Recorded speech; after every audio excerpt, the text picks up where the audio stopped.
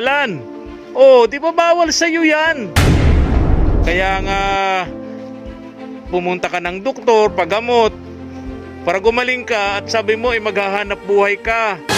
Alan, oh, tingnan mo na. Hirap na naman tong tingnan, pagod. Anong sabi ng doktor, Alan? Wala ng dugo. Tingnan, pati boses niya nawawala na. Hindi lang dugo ang nawawala sa kanya, pati boses niya nawawala na. Bakit nagpupwersa ka? Dapat pahinga ka muna.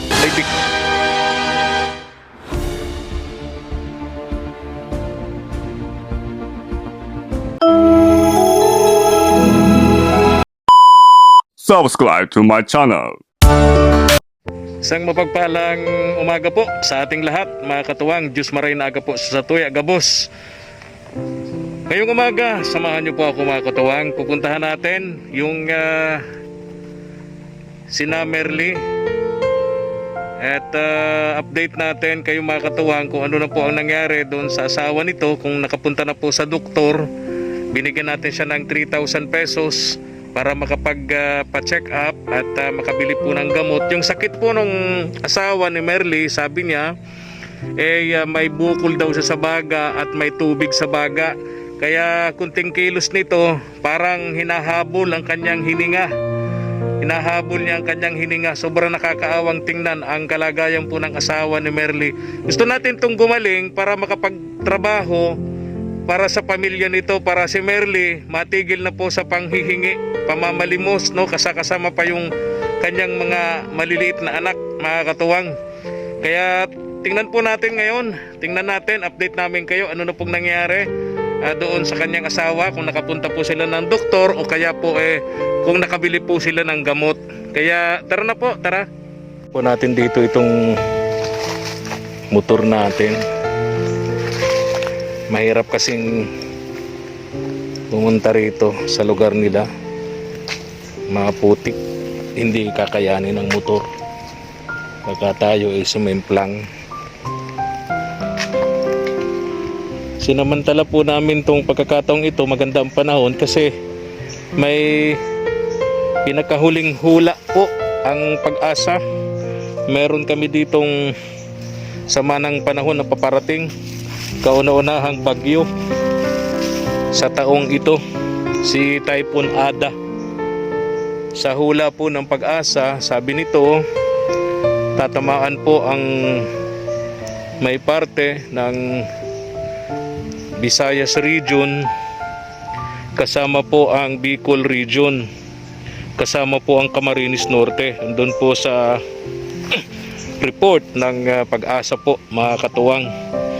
Kaya sinasamantala po namin itong pagkakataon ito habang wala pa yung bagyo, maganda pa yung panahon. Papuntahan po natin yung mga pamilyang kailangan po nating mapuntahan. Mega love shoutout nga pala kay Ma'am Alice Gascon. Nagpadala po siya sa akin through GCash ng pera, 2,000 pesos, para makatulong po dito sa asawa ni Merly.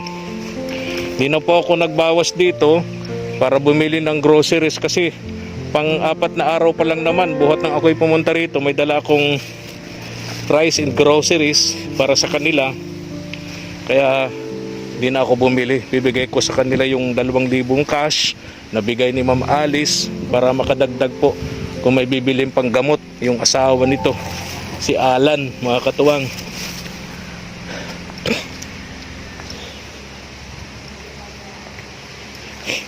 Parang tahimik, parang walang tao. Tao po! Tao po! Ay, may nasilip na ako. Merly, ikaw ba yan? Okay, may mga aso. Baka ayaw yata yun na makakita ng gwapo. Sanay ba sila makakita ng gwapo? Sanay, pambihira. Marami naman pupunta ko. Ay, ito na oh. Halabala ka ha. Sigurado ka ha. Sigurado ka, sanay yan sa gwapo ha. Talaga, marami na pupunta rito ng gwapo. Oo. Tayo madaan. Saan asawa mo? Merly, saan asawa mo? Saan? Saan mga anak mo? Saan yung mga anak mo? O walag mo nang palabasin, baka mamaya hindi pa yung mga naliligo, baka mamaya mga dugyutin pa yan, ayaw ni YouTube makita. Nagagalitan ako, dinidelete.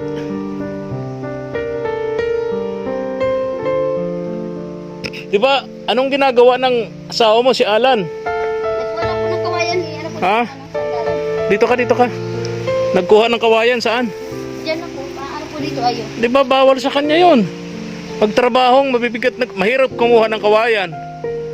Mamaya hinahabol na naman niya ang hininga niya. Diyan na po. Ah? Kumusta nga pala? Ha? Halika dito, lapit ka ng konti. Kumusta ko? Ano nangyari?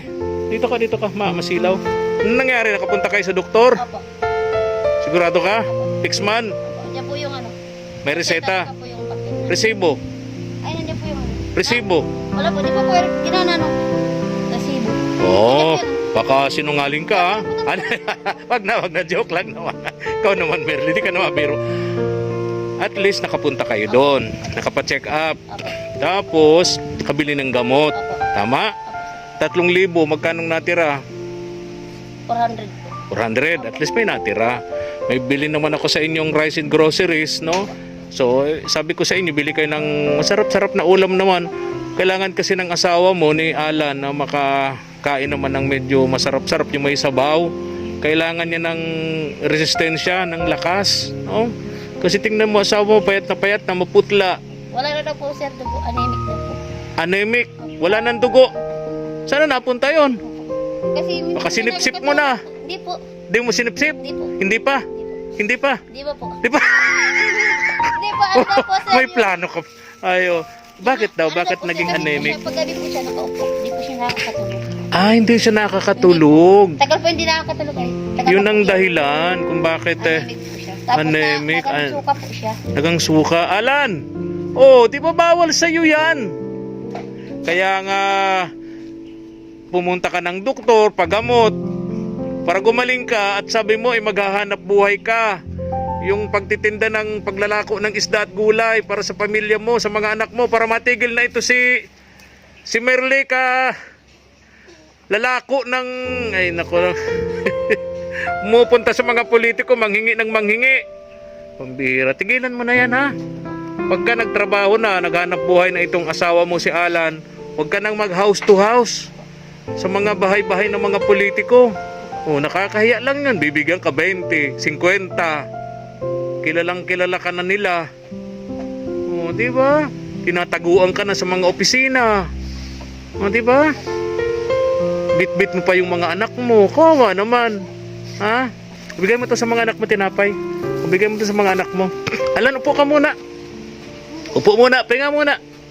Ayan.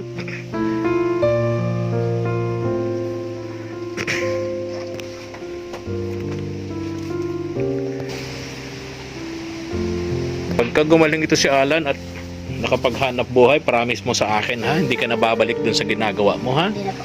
Ha? Wow. Kaya naawa ko sa iyo, sa mga anak mo, lalo na lalaki yan, mga babae. Kilala na yung ugali mong panghingi. Isa nga pala, may iba kong usapan.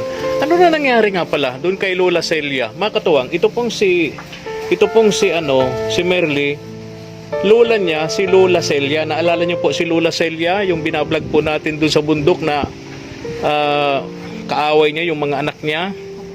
Tapos yung Lola Celia, nawala po, natagpuan kalansay na, nasa gubat sa bundok. Ano nangyari nga pala doon? Hindi ko po sir alam. Wala ka nang nalaman kung anong nangyari? Nalaman ko na lang po nung patira po talaga. Lola mo, di mo man lang tiningnan? Hindi po ako napunta doon. Bakit? Lola mo? Ha? Malayo po. Malayo nga, pero at lola mo yun. Ba't di mo pinuntahan? Alam mo bang yun nakuha sa kagubatan, kalansay na? Yung ganyan daw po. Oo, sa gubat. Walang pang makapagsabi kung paano napunta dun sa kagubatan. Kung yun dinala doon, iniligaw, pinatay doon, wala pang makapagsabi. Hanggang ngayon, syempre, yung lola mo, si Lola Celia, humihingi yun ng katarungan. Wala bang isa man sa kamag-anak, sa mga apo, tulad nyo na, Pumunta sa pulis, nag-follow up kung anong nangyari dun sa lola ninyo. Wala po. Wala talaga. Hinayaan nyo na. Huwag ko yung tiyahin ko po ang nag-ano. Hinayaan na. Ewan ko lang po. Oo, kawawa naman yung lola nyo.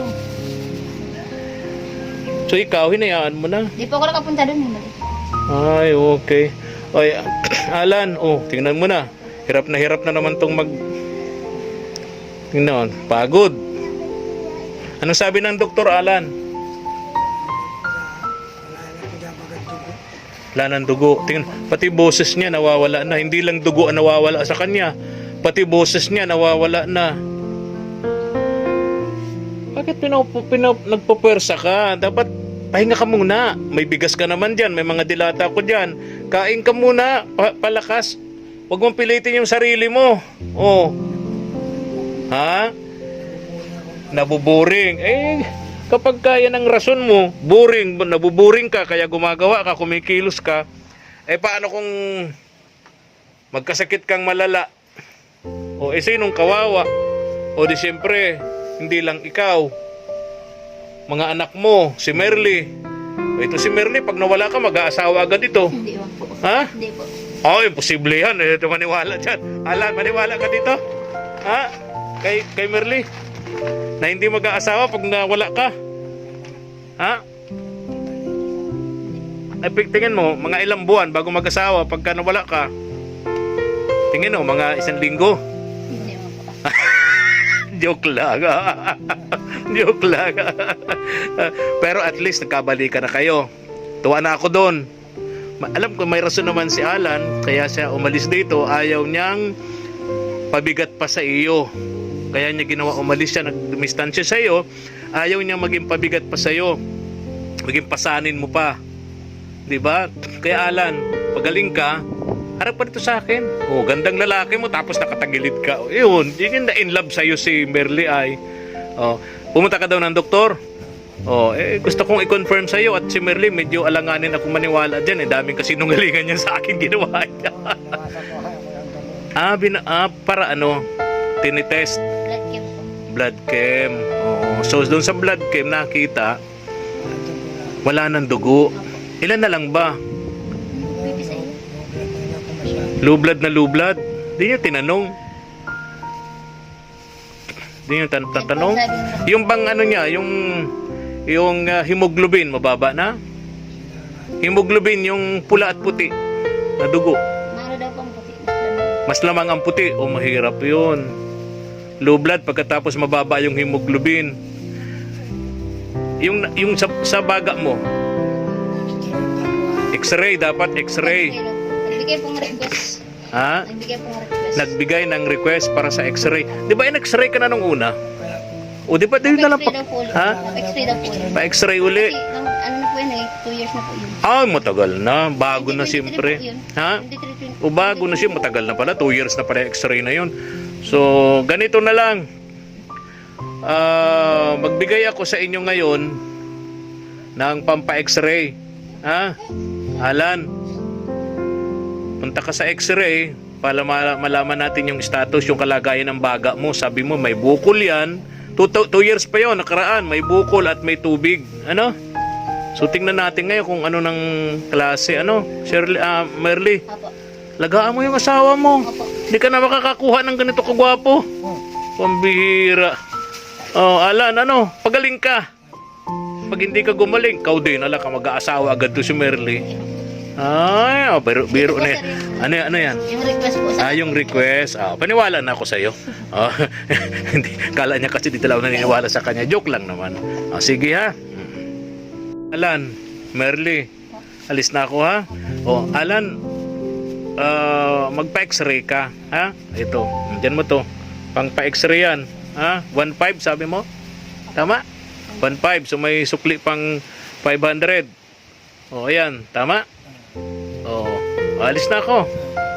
Maraming salamat po, Kuya Efren, sa malaking tulong na binibigay mo sa amin. Kahit paano po na andito ka sa mga pagkukulang mo, pamilya ko sa akin. Maraming salamat po sa pagsawa mo, pagtulong sa amin. Po, Kuya Efren, sa bigay mong pera, makakapag-extra naman po ako. Pa-X-ray ka ha? gamitin mo yan, magpa-x-ray, ano? Maraming salamat. Para malaman natin yung kalagayan ng baga mo, no? Kung ano nang nangyari doon sa bukol at sa tubig, ano? Kasi madalas talagang hapong-hapo ka, hinahabol mong hininga mo, no? Okay? Okay. May mga bigas pa naman kayo, no? May groceries pa. Hindala ko ng isang huling punta ko, ng isang araw, ano? 5 days after, no? Okay, may bagyo tayong parating, ha? Ingat kayo. Baka kagagawa lang nitong bahay mo, baka mamaya importante buhay. Mag-evacuate kayo kung kinakailangan, ano? Okay. Alan, ha? Ingat ka, ha? Pagaling ka. Pag magaling ka na, makapagtinda ka na ng isda, makapagtinda ka ng gulay. Sabi mo, kaya mo yun. Gagawin natin yun sa tulong ng ating mga katuwang, no? Para makatulong, no? May itong pamilya mo, magkaroon ng pagkain, no? Para mawala na yung dating ginagawa nito ni Merly. Bit pa yung sa sentro yung mga anak mo, nanghihingi sa mga politiko, ha? O, ganun na lang, Alan, ha? Okay. Merly, ha? Ingat kayo, ha? Ako.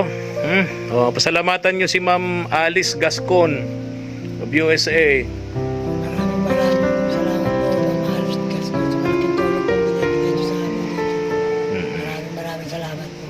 Yung mga tumutulong sa inyo, tatandaan nyo, Merly. Si Ma'am Ella Halaman, si Ma'am Lola Jet, si Lolo Hermes, no?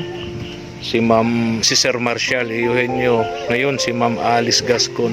Huwag niyong kalilimutan yung mga taong yan, ha? Marunong ba kayo magdasal? Ha, Merly? Gurado ka, ha? Pag nagdasal kayo, isama mo sila sa magdasal ninyo, ano? Bigyan pa sila ni Lord ng marami pang blessings, biyaya, para marami pa silang matulungan. Mga mahihirap ng pamilya tulad natin, ha? Okay, bye-bye na, bye-bye. Bye-bye na. Yung mga anak mo, ha? Okay, sige. Alan, balik ka sa doktor, ha?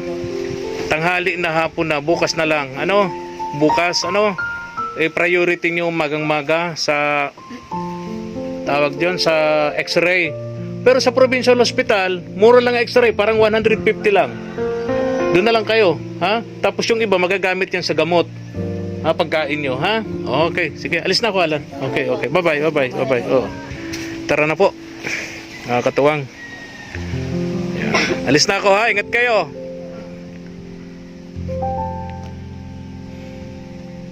Kung nagustuhan nyo po ang ating upload video, mga katuwang, pa-likes and share naman po sa ating munting channel, kay SPTV, Katuwang sa Paglingap, at pa-subscribe na rin, and please click the notification bell para lagi po kayong updated sa ating mga upload videos. Thank you so much, and God bless us. Bye-bye.